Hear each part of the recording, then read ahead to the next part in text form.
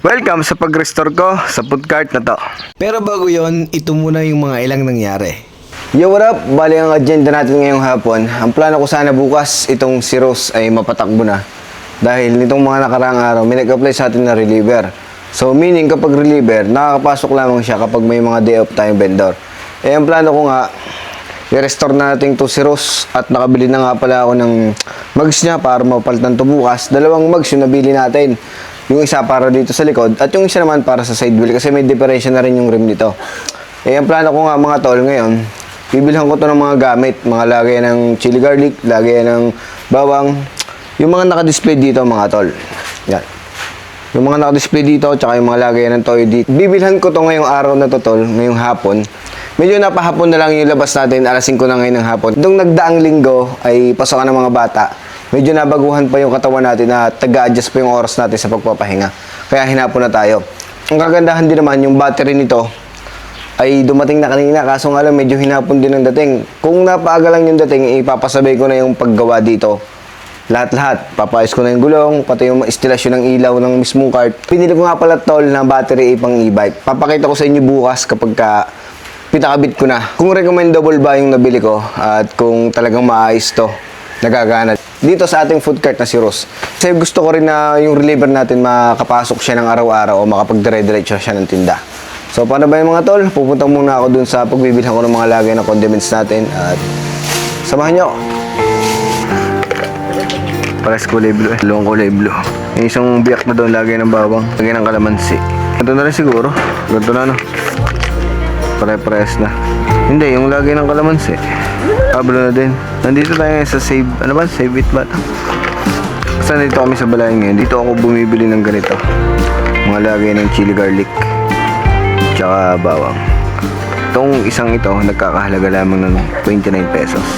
Tatlong ganito ang kailangan natin. Isa sa chili garlic, isa sa bawang, tsaka sa kalamansi. Bumili din tayo ng isang maliit na ganito. Ito naman para sa toothpick. Pagka kasi ganito.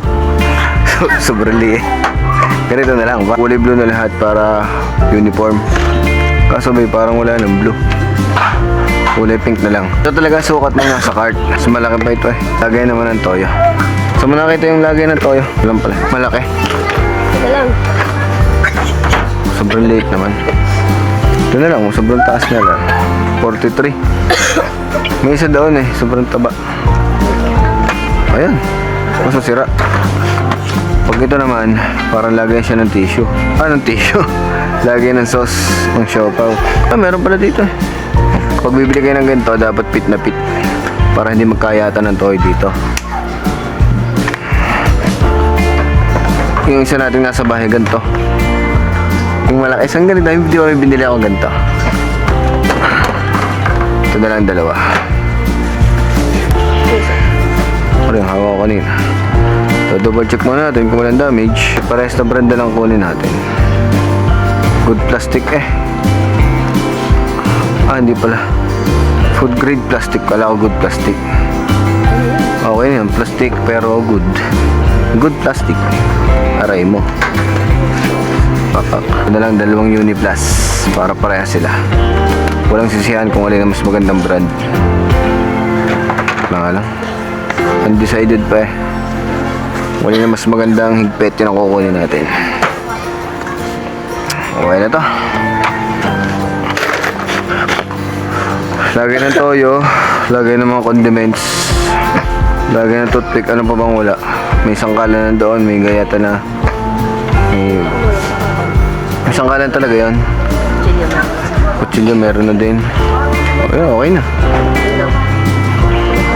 May palamigan din nga pala dito sa mga gustong bumili ng panggamit sa card. Kompleto na din. Magkano ga? 170. Ito magkano to? Mas mura aray. Pero ginagamit nila no?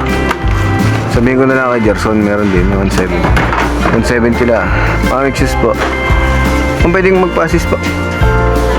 Malikabok lang yung item. Mga study table po. Ay bang kulay? Pink daw ma'am. May pink ko ba? 179 lang pala. Patingnan muna po ma'am nung... 179 na. Yes. Ito, yung pink. Pink daw ang gusto. Gusto mo purple. Para hindi mahirapan si ate. Arin na lang, oh. O, purple. O, yan lang. Ay, hindi pala. Purple. Ayun na lang.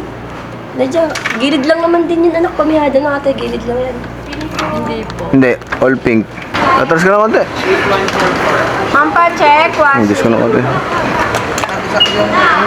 saan natin nalagay? Hindi na lang. Pwede ma'am. Kasya naman po yan. Para hindi na kami mag-back. Pwede ka ma'am, ikamada ko na habang pinapatas na. Ako, sir. Para... May discount po ba pag ako nag... Kasama ba rin sa amin ma'am? Kasama po rin, no? Ako, inyo po yan. Ano po? 800 to. Bigyan ko na lang kayo 2 pesos ma'am. Bigyan mo sa mami mo. Oh.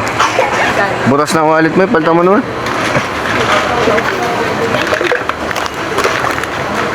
Thank you po. Okay na. Pipila na lang ulit. Sus po. Ma'am, may nakalimutan pala ako. Nakalimutan ko eh. Magkano ba ito? 200. Pahingin na lang ako 200 na. 800 to lang. Sabihin ko muna kayo ma'am kung pwede. Kung pwede ihabol. Kasi pwede ko po bang ihabol? Ay, okay. nakalimutan ko pala ipapunch. Okay lang po buksan. Sige ma'am, para malaman kung goods. Okay lang. Okay lang yan no? Wag lang yung mga Lang yung wag lang yung biyak. pag-visit ulit. Sisimula ng sira. Okay siya, sir. Ay, sorry po. Ay na ba? Ay na po. Na-return na po tayo dito. Sige ba? Okay na po rin ma'am? Ako. Pwede na bitbitin ng karne. Pwede po. Sige. Sige ba? Ang siomay kuya. Wala na ako kami. All good na ang ating mga gamit pang siomay. So 800 to lang yung binayaran natin ng total. Pero yung 800 to naman yun, nakapumili pa na yung mga kutsarang panggamit sa bahay. Kaya sa mga gustong mamili ng gamit nila pang siomay, dito na kayo pumunta sa kumakalog ang camera. Dito na kayo pumunta sa ano nga pala? Save It. Save mo? Save It nga po ito boss na. Dati po. Ano po ba ngayon to? New Star. Ayun, New Star. Dating Save It, New Star ngayon. Likod ng PNB. Bako ng Balayan. Madam, ari po ang aming resibo. Dalawang ano mo. Magkabukod siya. Ano siya? Bukod siya. Thank you ma'am. Naambun ba tata? Auto mo na rin baby, malamig na. Saan tayo pupunta ngayon? Doon sa ano, palengke. Kaya ko natanong igawa ng ano? Ay, bossing 50 nga pa lang ginas kong china. Oh, Sirap pa lang nun, gauge nun. sira ba? Hindi kaya nag-gas? Hindi, nakapagkas pa rin. Nahiyan ako. Nasabi ko na Okay, sige, yan. Pagbukas ko, may resibo naman po. Para at least may pondo naman ng gasolina.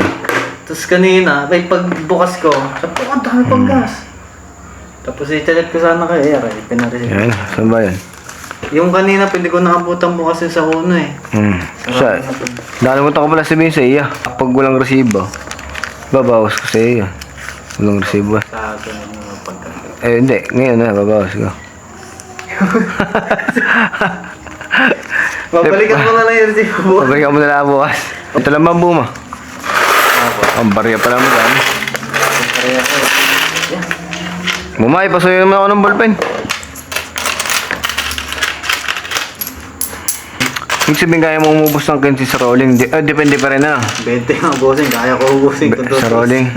Din sa rota mo, hindi ko lahat napuntahan ka Ay bang hindi mo pa napuntahan sa rota mo? Huwag yung papasokin nyo na. Rota namin yon. Mga pinapasok ko yung maraming tao eh. Parang isang bayan na yun eh.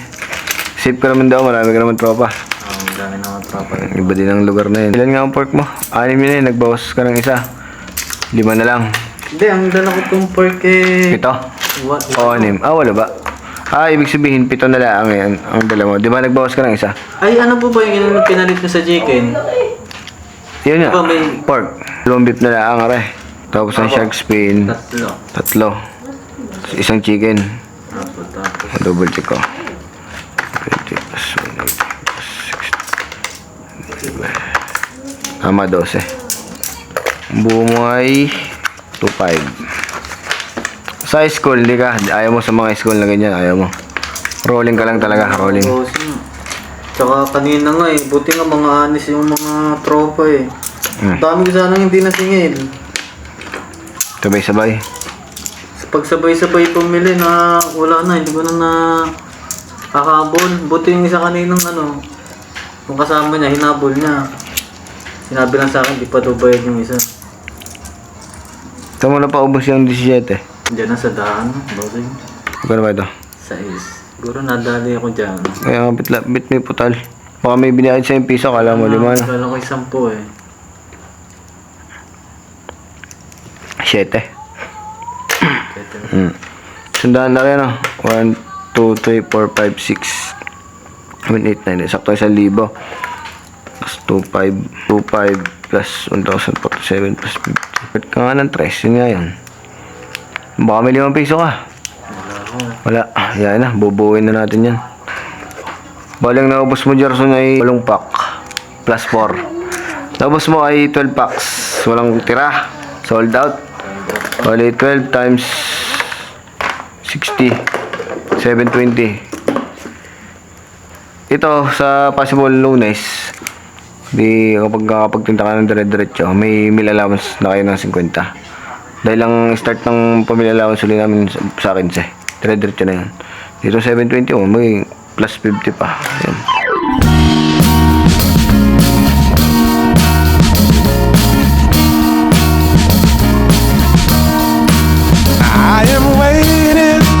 Pag ang vendor na, maayos na ang cart bukas eh. Okay naman boss, ang kinikita mo. Ay po. Si Boss Gerson ay reliever pa ngayon pero possible bukas ay magkaroon na ng sariling dinadalang cart. Boss Gerson, yung dadalhin mo pala ikuan. Ang kaibahan lang nun sa iba yung steamer eh maliit. Kaya nga po parang nakita ko sa Oo. post sa niya, share niyo, parang kalog-kalog na. Hindi, okay lang yan. Okay lang. Di ba yan? Hindi naman yung tutumba. Makalog lang talaga yan, pero goods yun. Kaya naman maalog yun, gawa ng, di ba maliit ang bilog? Pinataas ko ngayon. Kaya medyo nakalog siya, gawa ng mataas yung kanya. Eh, di ba, sabi ko naman sa iyo, hindi pa naman re-repair pa yung ilalim nun, gawa sira. Nakita mo naman eh. Yung plano ko sana, meron pa namang steamer din na nakatambak. Pagka pinarepair ko yun, sasabihin ko ng steamer, palalakihan ko na lang ang bilog. O kaya papatong, pwede yun eh. Pangat. Basta ayusin natin yun. Di pa samantalay na muna. Okay yun, safe yun.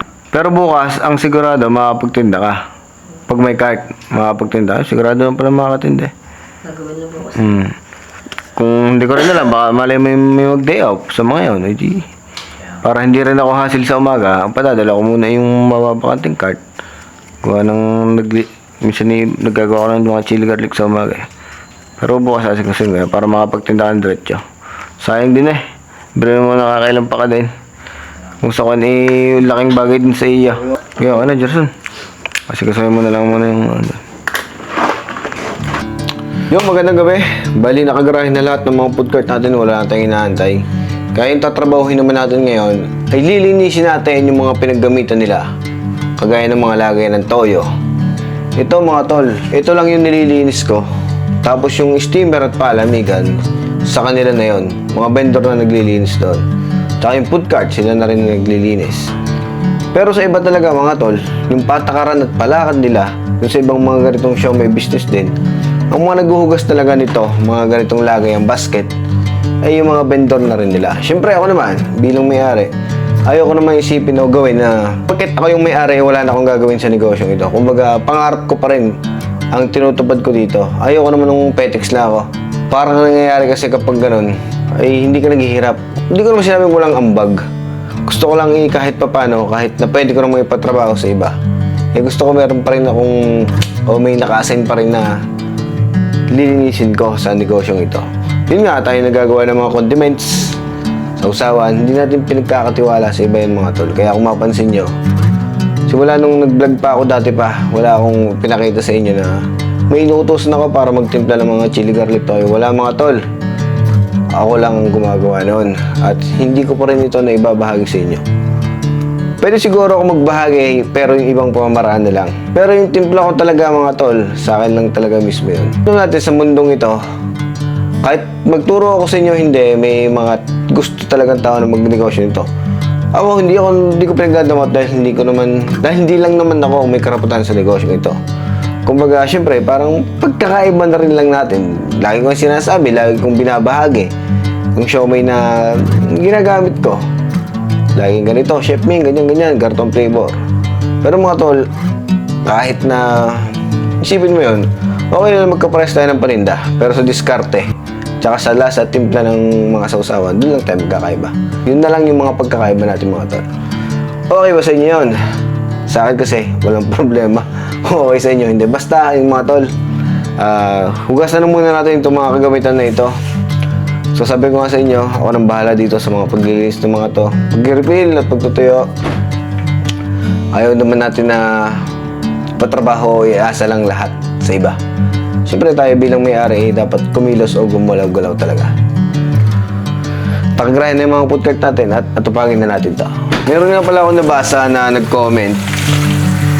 Video din dito sa in-upload ko sa YouTube.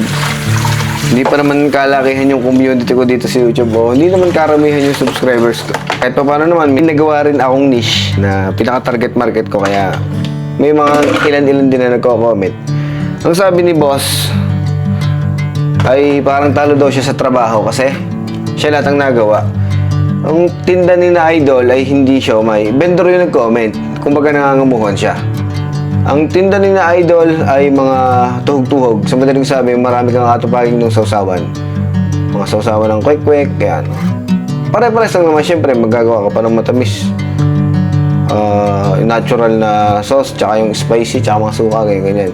So, syempre, magpiprito ka pa doon. Hindi naman kagaya ng siomay na pagkasalang mo dito, punta ka sa ibang rota, sa ibang area, mag-iinit ka na lang. Kasi ang sistema ng mga ganyang tuhog-tuhog, magluluto ka talaga na magluluto, mag-iinit ka na mag-iinit. Unlike sa siomay talaga na i-steam mo lang. Eh, parang nararamdaman daw ni Idol natin na parang hindi patas o lugi siya sa trabaho. Dahil siya naglilinis ng lahat, mga lagay ng ganito, ng mga sauce. Siya naglilinis dito, siya rin ang nagtitimpla ng sausawan. Kumbaga sa kanya na lahat ng trabaho. Nang ayaw kong maramdaman din ng mga vendor natin, yung ganong sistema. So kung ano dapat yung napag-usapan nyo, mas maganda talaga yan eh. Yung sa unang ginawa kong video kung paano pagpapasahod, mas maganda talaga yung nililinaw mo muna yung magiging trabaho niya. Hindi naman porket porsyentuhan, yung bibigay mo lang dun sa vendor mo, yung porsyentuhan na kung magkano yung natinda mo, ito yung porsyento mo. Mali yun. Bigyan mo rin siya ng trabaho, syempre hindi lang naman siya magtitinda. Ano yun? Pagkatapos niya magtinda, wala na siyang pakialam sa mga gamit, hindi na siya maglilinis. Bigyan mo siya ng trabaho o linawin mo sa kanya yung magiging trabaho o yung task niya. So, porsyento mo, halimbawa 60, ikaw bahala linis sa cart, linis sa steamer, sa palamigan, o akong bahala sa mga linis ng ganito. Ganun ba? Porsyentuhan. Eh, yung kay Idol nga, nakakaramdam siya na medyo nakapapagod daw siya kasi sa kanya naman lahat. So, parang may mali din kasi sa ganong sistema. Tapos, yung porsyento nga daw niya, 60 pesos daw. Pero hindi ko alam kung paano nila nakukuha 60 pesos. Kasi nga, tuhog-tuhog yun. Eh, ako naman, kaya ako nakukompute agad na hindi ako lugi, na hindi ako talo kasi pinagbabasihan ko talaga mga tol ay pack ng siomay. So, hindi ko alam, wala akong idea kung paano nila nakukuha yung 60 pesos. So, para sa akin, tol, ay medyo talo tayo doon. 60 pesos na porsyento. Ikaw na nagtitimpla lang lahat ng sausawan, tapos linis mo pa lahat, ikaw pa naglalako. Ayun. So, mag-isip-isip ka, tol, o kaya kausapin mo yung amo mo. Yung pinakamaganda, mag-uusap ko yung dalawa para malinawan. Okay? Sabihin natin kahit matumal yung benta ng mga vendor natin. Nililinis ko pa rin yung mga gamit ng mga yan. Yung mga ganitong mga pinaggamitan. Hindi ako pwede sa yung sabihin mo na punas-punas lang. Linis talaga akong linis mga tol. Pagkain yung tinitinda natin, kaya kailangan yung mga kagamitan, malinis din. Huwag tayong magbukhang dugyot bilang vendor, huwag din nating pagmukhahing dugyot yung food cart. Paano mga tol?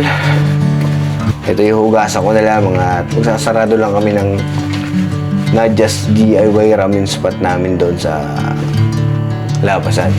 Pagkatapos doon mga tol, papahinga na rin ako. Kasi kinabukasan, sasama ko pa rin kayo sa vlog dahil papayos ko naman si Rose. Para yung reliever natin, eh gusto niya talaga magtinda ng diretso eh. Kailangan din niya ng trabaho. Para masakyan ang magamit na. Kasi si Rose ay maraming tama yung mga bearing niya. Papapalitan natin at palalagyan natin ng magandang ilaw yung cart para makabawi-bawi tayo kay Rose. Yun, bali magandang umaga sa atin mga tol. Panibagong araw ngayon. Samahan niyo muna ako at ilalabas ko ang ating mga food cart para si Rose masikaso natin ngayon ng maaga.